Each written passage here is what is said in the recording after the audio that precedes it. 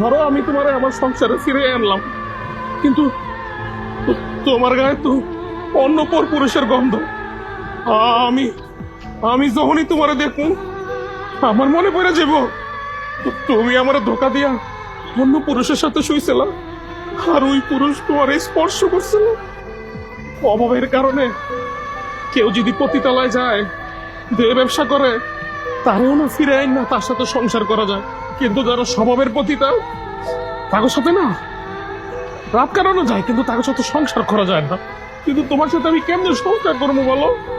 ধরো আমি অফিসে গেলাম, তুমি তুমি বাসায় আসছো, তারপরে তো আমার একটা সন্দেহ হইব যে আমার বউ মনে অন্য কারোর সাথে শুয়ে রয়েছে আমার বিছানায়, আমার খাটে।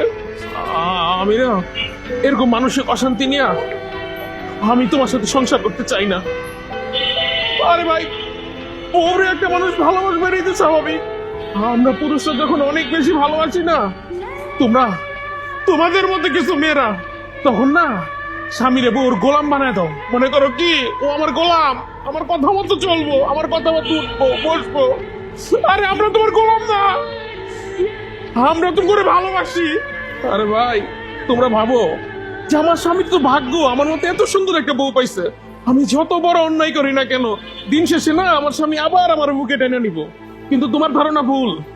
পুরুষের ভালোবাসা যতটা সুন্দর, জিনা না তার চেয়ে অনেক বেশি কঠিন।